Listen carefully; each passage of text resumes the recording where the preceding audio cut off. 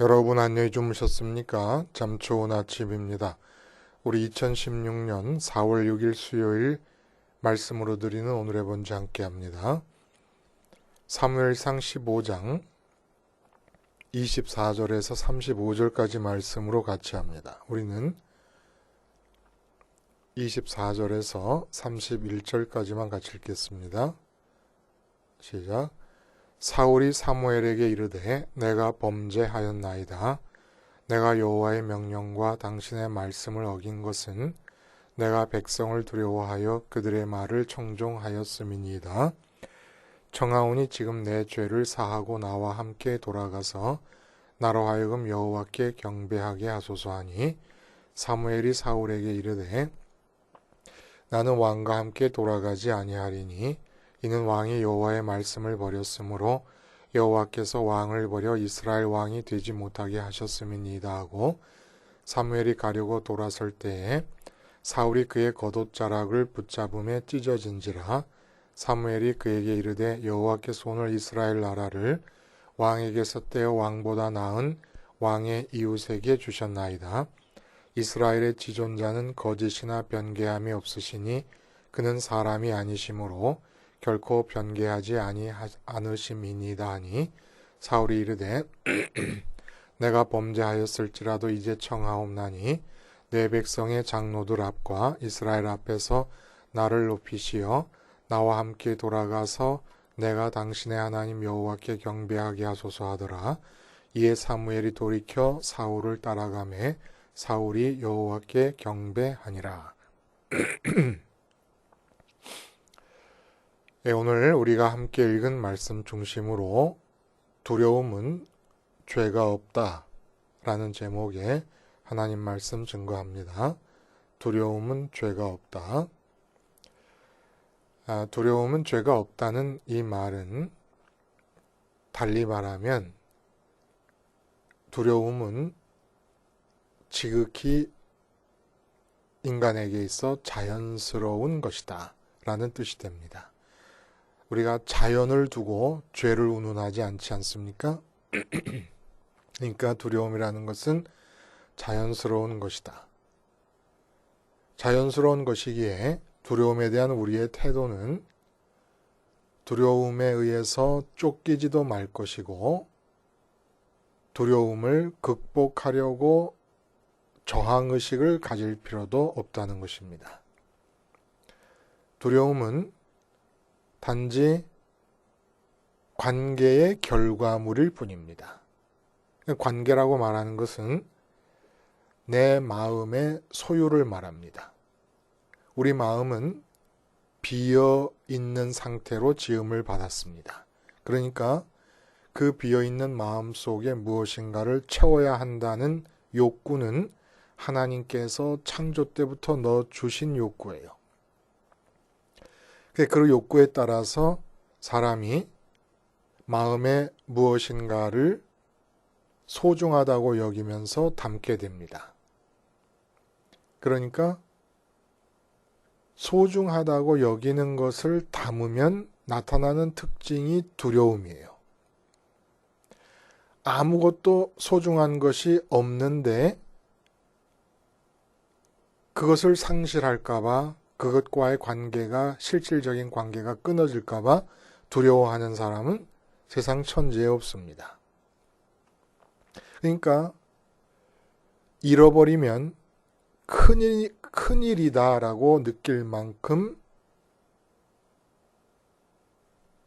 소중한 것이 없는 증거가 두려움이 없다는 말이 돼요. 두려움이 없다는 것은 내 마음속에 갖고 있는 것이 없다는 얘기예요. 내 마음속에 갖고 있는 것이 없다 그러면 나는 나로서 존재하지 못하고 있다는 뜻입니다. 내 마음에 소중한 것을 갖고 있음으로써 나는 나가 되는 거예요. 텅 빈 마음으로 내가 될 수가 없습니다. 하나님의 창조의 원리예요. 그러므로 두려움은 극복의 대상이 아닙니다. 우리 너무나 많은 분들이 그런 얘기를 해요. 예를 들어 괴테가 두려움이 없는 것이 용기가 아니다. 여기까지는 좋아요. 두려움을 당연한 것으로 여겨요. 근데 그 두려움을 이기는 것이 용기인 것이다. 이렇게 얘기합니다. 이거는 아니에요. 두려움은 이기는 것이 아니에요. 극복하는 것이 아닙니다. 넬슨 만델라 이렇게 얘기하십니다. 용기 있는 사람은 두려움을 느끼지 않는 사람이 아니라 두려움을 정복하고 압도하여 뛰어넘는 사람이다. 대동소이한 뜻이에요. 마크 트웨인이 이렇게 얘기한다 그래요. 용기란 두려움에 대한 저항이고 두려움의 정복이다. 두려움이 없는 게 아니다. 영화 쇼생크 탈출에서 두려움은 당신을 가둬두고 희망은 당신을 자유롭게 한다. 거꾸로 얘기가 얼마든지 가능하잖아요. 두려움이 나를 해방시켜줍니다. 희망이 나를 가둬두는 거예요. 도대체 두려움을 왜 극복하고 이기라고 하는 것일까요? 예를 한번 들어볼까요? 넬슨 만델라 이제 고인이 되셨잖아요. 남아프리카 공화국의 인간 평등의 사상을 담은 민주주의를 위해 투쟁할 때 기득권 세력으로부터 주어지는 목숨의 위협이 있었어요. 가정이 깨질 위협이 상합니다. 이럴 때 두려움이 생겨요. 그러면 이 두려움을 이긴다는 게 도대체 뭐냐? 뭘 말하는 겁니까? 목숨의 위협이 없어진 게 아닙니다. 가정이 깨질 위협이 없어진 게 아니에요. 근데 두려움을 극복했다는 것은 두려움을 극복한 게 아닙니다. 그리고 민주주의 운동을 계속했다. 만델라가. 그럼 이 사실이 말하는 것은 두려움을 극복한 게 아니라 두려움이 바뀐 것입니다. 목숨을 잃는 것이 두렵고 가정이 깨지는 것이 두렵지만은 우리나라가 민주주의를 잃는 것이 더 두렵기 때문에 더 두렵고 더 참되다고 생각하는 더 큰 두려움으로 더 작은 두려움들을 대체시킨 겁니다. 두려움이 없는 사람은 없어요. 두려움이 나쁜 게 아닙니다. 무엇을 마음이 가졌느냐의 결과로서 나타나는 것 뿐이죠. 그러니까 말씀드렸듯이 나는 두려움이 없어라고 하는 얘기는 무슨 얘기냐? 나는 내 마음에 소중한 것이 하나도 없어 라고 하는 말과 똑같은 거예요. 내 마음에 진정으로 소중한 것이 담겨져 있다면 반드시 그것을 잃을까봐 두려워하는 것은 자연스러운 일입니다. 독립운동가들이 왜 목숨을 잃을 수 있는 두려움을 극복할 수 있었습니까? 나라를 잃은 두려움이 더 크기 때문에. 그러므로 두려움은 극복되는 것이 아니라 대체될 수 있을 뿐입니다. 소중한 것을 안 가질 수 없는 것이 인간이라면 두려움은 반드시 따라다닙니다. 그러니까 두려움은 극복할 수 있는 게 아니에요. 단지 두려움이 생기면 내가 도대체 왜 두려워하는가를 보면서 그 두려움들의 경중을 따져서 더 올바른 두려움, 더 참된 두려움, 더 귀한 두려움을 택할 뿐이죠. 두려움은 극복되는 게 아닙니다. 성경의 입장은 어떨까요? 마태복음 10장 28절에 보면 몸은 죽여도 영혼은 능히 죽이지 못한 자들을 두려워하지 말고 오직 몸과 영혼을 능히 지옥에 멸하실 수 있는 일을 두려워하라 얘기하십니다. 그러니까 성경의 입장은 어디를 읽어봐도 마찬가지예요. 참 두려움과 거짓 두려움을 구분하십니다. 참 두려움으로 거짓 두려움들을 대체하고 몰아내라고 말씀하세요. 그러니까 두려움을 권장하시고 두려움을 금지하십니다. 두려움 자체를 맹목적으로 추상적으로 두려움 해놓고는 그 두려움을 극복하라고 얘기하지 않아요. 그러니까 지금 두려움이 생기면 우리가 할 일은 그것을 억눌려 있지도 말고, 질식하듯이 억눌려 있지도 말고, 그래서 그것에 쫓겨서 행동하거나 결정하지도 말고, 그리고 그 두려움을 용기를 내서 극복하겠다고 하지도 말 것이에요. 그러면 큰일 납니다. 잘못된 거예요. 내가 왜 두려워하고 있는가를 보고 내가 마음에서 무엇이 소중하다고 여기고 있기에 지금 내가 두려워하는가를 살펴본 다음에 그 두려움이 참된 것인가 아닌가를 가려내야 됩니다. 그래서 누가복음 14장에 자기 부모와 처자와 형제와 자매와 더욱이 자기 목숨까지 미워하지 않으면 능히 내 제자가 되지 못한다는 이 말씀은 뭐예요? 부모를 잃을까봐 갖는 두려움, 아내와 자식을 잃을까봐 갖는 두려움, 형제와 자매를 잃을까봐 갖는 두려움, 내 목숨을 잃을까봐 갖는 두려움보다 나의 제자가 되지 못할 것에 대한 두려움이 더 크지 않으면 나를 못 따라온다 이 뜻입니다. 그러니까 나의 제자가 제대로 된 예수님의 제자가 되지 못하는 것이 내 목숨을 잃는 것보다, 내 아내와 자식을 잃는 것보다, 내 부모와 형제와 자매를 잃는 것보다 더 두려운 일이 아니면 너는 나를 쫓아올 수 없다. 나의 제자가 될 수 없다라는 얘기예요. 이러한 두려움에 대한 선 이해를 가지고 오늘 본문을 보면 본문의 내용이 뭡니까? 사무엘을 통해서 들은 하나님의 결별 선언에 대한 사울의 반응이 나타납니다.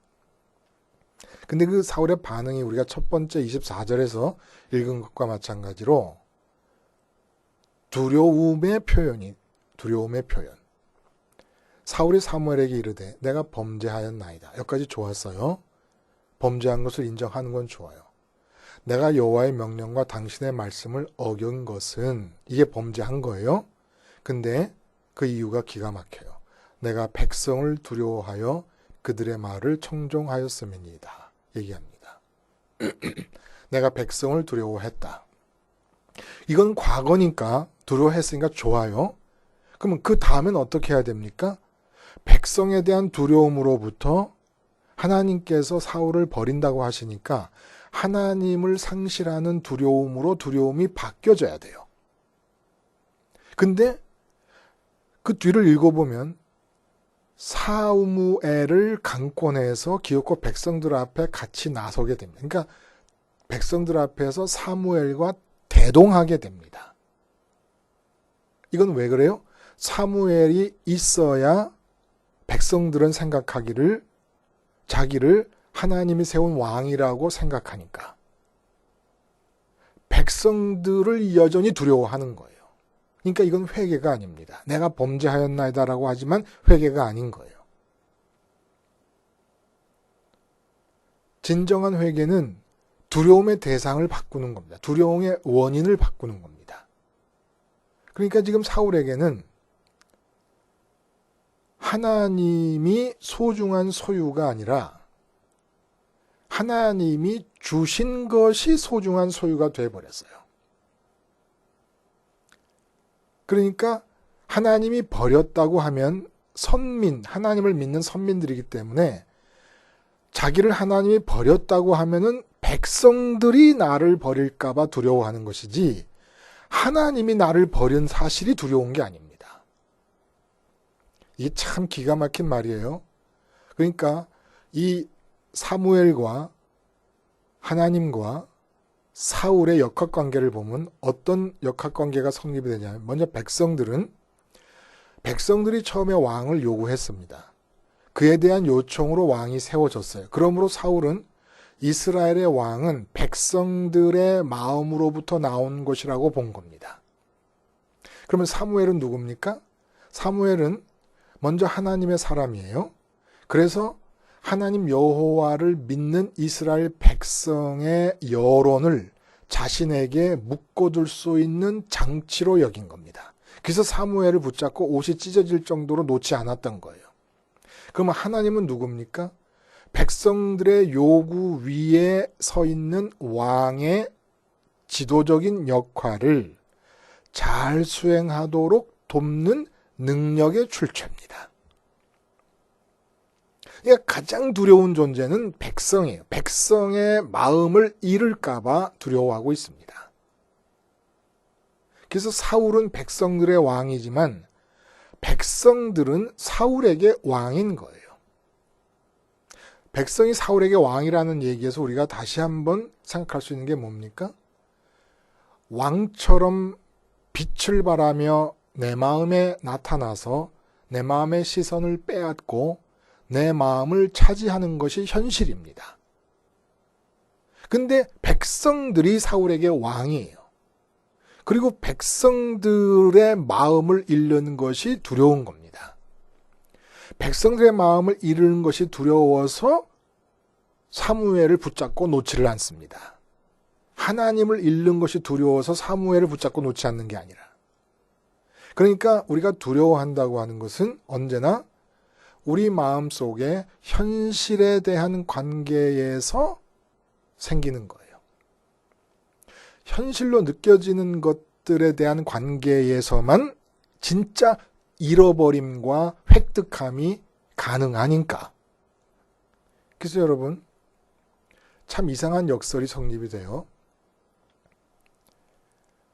하나님을 마음에 모시지 않고 하나님이 현실이 아닌 상태. 사실은 하나님이 제일 무서워야 될 상태예요. 그렇잖아요? 하나님을 마음에 모시지 않고 있으니까. 근데 하나님을 마음에 모시지 않고 있다는 것은 하나님이 현실이 아니라는 얘기이기 때문에 하나님을 안 모시고 있기 때문에 하나님으로부터 가장 극렬한 심판이 주어질 수 있는 상황인데도 하나님을 안 모시고 있기 때문에 하나님에 대한 두려움이 없습니다. 하나님 상실에 대한 두려움이 없어요. 이상한 역설이죠. 또 하나님을 마음에 모시고 있는 자는 하나님이 가장 칭찬하실 수 있는 상황입니다. 근데 이상하게 하나님을 마음에 모시고 있는 자는 하나님을 상실할까 봐 두려워해요. 하나님이 칭찬이 가장 많이 주어질 수 있는 상황인데 하나님을 두려워합니다. 하나님을 갖고 있기 때문에. 이 역설이 참 재밌는 거예요. 그래서 결국 사울은 하나님의 결별 선언을 받았을 때 하나님 상실을 두려워했어야 되는 거예요. 내 두려움의 이유가 뭘까? 내가 지금 백성들이 나를 왕으로서 인정하지 않을 것을 두려워하고 있구나. 이건 잘못된 것이다. 하나님이 나를 결별 선언을 하시면서 등을 돌리시려고 한다 그러면 정말 두려워해야 될 일은 하나님을 잃는 것이다. 결국 하나님께서 백성들의 왕이 되게끔 나를 인도하신 것이 아니냐. 이렇게 했어야 되는 건데 백성들의 마음을 잃지 않기 위해서 하나님의 사람을 붙잡고 백성들의 마음을 잃지 않기 위해서 하나님께 경배합니다.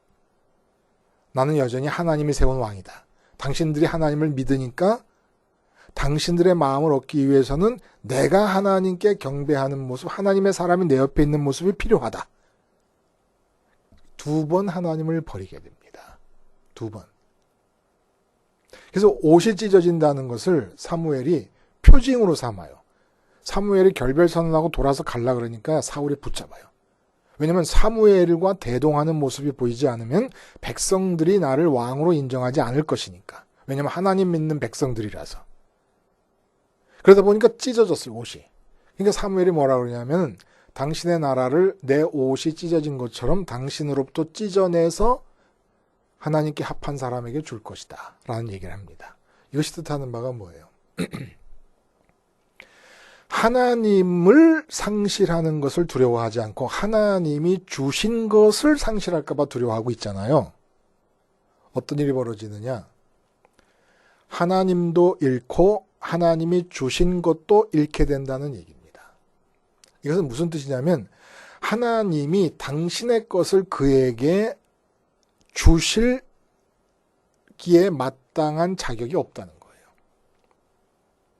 하나님이 당신의 것을 맡겨두기에 마땅하지 않은 자라는 겁니다. 그래서 있는 것도 찢어내십니다. 우리에게 가족이 중요하잖아요. 아까 우리 누가복음의 말씀을 드렸습니다만 가족이 중요한데 하나님이 주신 거잖아요. 근데 그 가족이 소중해서 가족에게 일이 생길까 봐 두려워서 하나님을 찾습니다. 이건 제2의 사울이 되는 거예요. 가족 때문에 두려운 마음이 생기면 얼른 두려움의 원인을 바꿔야 되겠다는 생각을 할 수 있는 게 선민입니다. 아, 내가 지금 뭐 하고 있지? 내가 지금 사업이 안 될까봐 두려워하고 있네. 그럼 사업이 마음에 들어왔다는 얘기인데, 사업의 마음에 들어왔다는 얘기는 하나님 마음에서 쫓겨났다는 얘기와 내가 하나님을 버렸다는 얘기네. 어휴, 무서워. 내가 하나님을 버리고 있다니. 이게 무서워야 돼. 이게 선민이라는 거예요. 이게. 근데 사업 망할까봐 두려워하는 마음을 가지고 하나님의 이름을 끝까지 하나님께 매달리는 겁니다.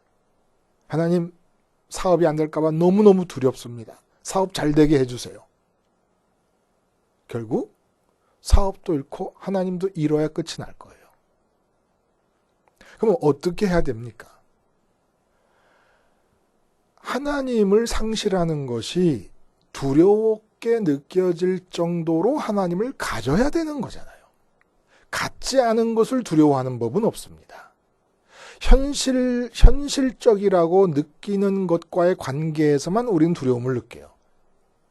그러니까 하나님에 대해 두려움을 하나도 느끼지 않고 있는 이유는 돈을 잃는 것보다 하나님을 잃는 게 더 실감나게 두렵지 않은 이유는 돈보다 하나님이 덜 현실이기 때문에 그렇다는 거예요.